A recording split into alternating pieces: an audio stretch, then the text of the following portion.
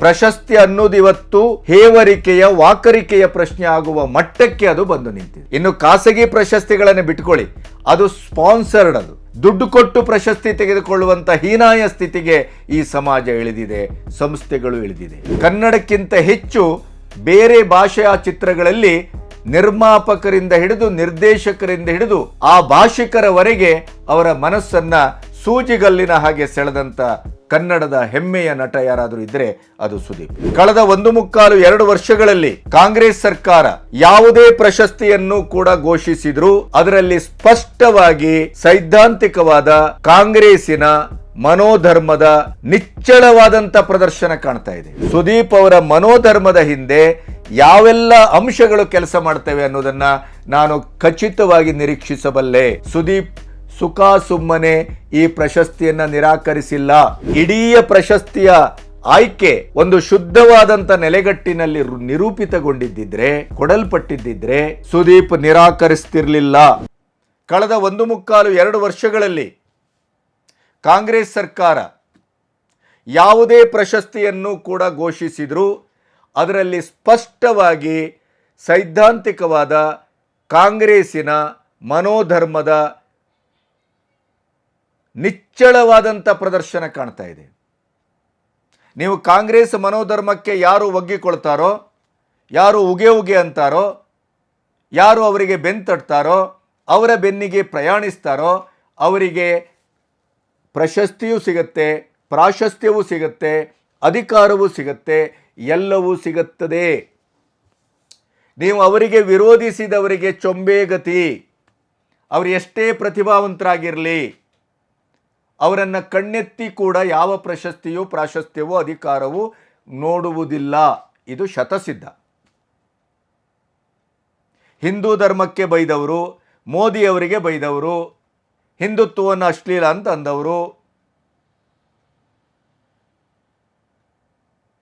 Urban ನಕ್ಸಲೈಟ್ಸನ್ನು ಹೊಗಳುವವರು, ಕಾಂಗ್ರೆಸ್ಸೇ ಈ ದೇಶದ ಅಭ್ಯುದಯದ ಒಂದು ಮಹಾನ್ ಪಕ್ಷ ಅಂತ ನೀವು ಪ್ರತಿಪಾದನೆ ಮಾಡುವವರು, ಇಂಥವರಿಗೇ ಇಲ್ಲಿ ಎಲ್ಲವೂ ಸಿಗುತ್ತೆ ಕರ್ನಾಟಕದಲ್ಲಿ. ಈ ಕಾರಣಕ್ಕಾಗಿಯೇ ಈ ಪ್ರಶಸ್ತಿಯು ರಾಜಕೀಯ ಪ್ರೇರಿತ. ಇದು ನಾಳೆ ಚರ್ಚೆಗೆ ಒಳಪಡುತ್ತದೆ. ಈ ಪ್ರಶಸ್ತಿಯನ್ನು ಕಾಂಗ್ರೆಸ್ಸಿನ ಕೃಪಾಪೋಷಿತ ಒಂದು ದೃಷ್ಟಿಯಿಂದ ಪಡೆಯಲಾಗಿದೆ ಅನ್ನುವಂಥ ಆಪಾದನೆ ಬರುತ್ತದೆ. ಈ ಎಲ್ಲ ಆಲೋಚನೆ ಇದ್ದು ಪ್ರಶಸ್ತಿ ತನ್ನ ಮಾನದಂಡವನ್ನು ಕಳ್ಕೊಂಡಿದೆ, ಪ್ರಶಸ್ತಿ ತನ್ನ ಮಾನವನ್ನು ಕಳ್ಕೊಂಡಿದೆ, ಪ್ರಶಸ್ತಿ ತನ್ನ ಗೌರವವನ್ನು ಕಳ್ಕೊಂಡಿದೆ, ಪ್ರಶಸ್ತಿ ತನ್ನದೇ ಆದಂಥ ಪ್ರತಿಭಾವಂತರಿಗೆ ಸಿಗಬಹುದಾದ ಪ್ರಾಶಸ್ತ್ಯದ ಆ ಮೂಲವಾದಂಥ ಒಂದು ಉದ್ದೇಶ ಅಂತೇನಿತ್ತಲ್ಲ ಅದರಿಂದ ಬಹುದೂರ ಸಾಗಿದೆ. ಸತ್ಯವಾಗಿ ಹೇಳಬೇಕು ಅಂತಂದರೆ ಈ ಪ್ರಶಸ್ತಿಗಳ ಹಿಂದಿರುವಂಥ ತಂತ್ರ, ಕುತಂತ್ರ, ಭ್ರಷ್ಟಾಚಾರ, ಸ್ವಜನ ಪಕ್ಷಪಾತ, ರಾಜಕಾರಣ ಇವೆಲ್ಲವನ್ನ ಇಟ್ಕೊಂಡು ಒಂದು 10 ಎಪಿಸೋಡ್ಗೆ ಮಾತಾಡುವಷ್ಟು ನನ್ನ ಹತ್ರ ದಾಖಲೆಗಳಿದೆ. ಸಮಯ ಸಂದರ್ಭ ಬರಲಿ ಅಂತ ಸುಮ್ಮನೆ ಕಾಯ್ತಾ ಇದ್ದೇನೆ ನಾನಷ್ಟೇ. ಅನಾವಶ್ಯಕವಾಗಿ ಮಾತಾಡೋದು ಯಾಕೆ?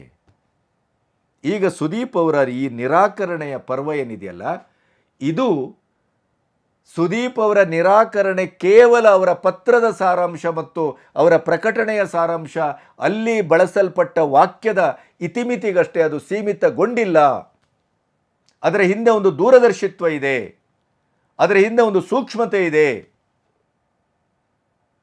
ಈ ಹೊಲಸಿನ ಹೊಂಡದಲ್ಲಿ ತಾನೂ ಮುಳುಗುವುದನ್ನು ಅಥವಾ ಆ ಹೊಲಸನ್ನು ತಾನೂ ಎರಚಿಕೊಳ್ಳುವುದನ್ನು ತಪ್ಪಿಸಿಕೊಂಡಂಥ ಸುದೀಪರ ಜಾಣ್ಮೆ, ಸೂಕ್ಷ್ಮತೆಯು ಇಲ್ಲಿ ಅಡಕವಾಗಿದೆ.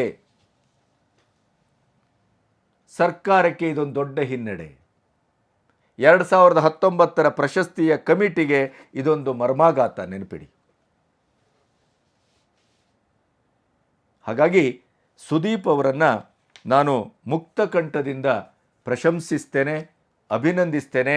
ಯಾಕೆಂತಂದರೆ ಸೂಕ್ಷ್ಮ ಸಂವೇದಿತ್ವ ಒಬ್ಬ ಕಲಾವಿದನಿಗೆ ಅವನ ಮನೋಧರ್ಮವಾಗಿ ಅದು ಮಾರ್ಪಟ್ಟರೆ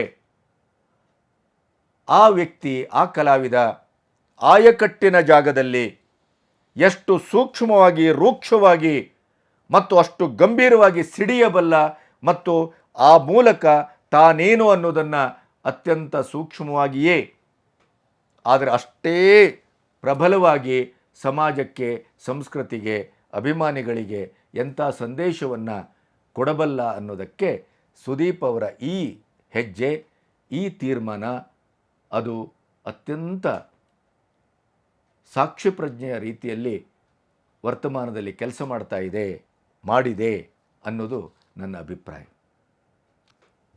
ನಮಸ್ತೆ.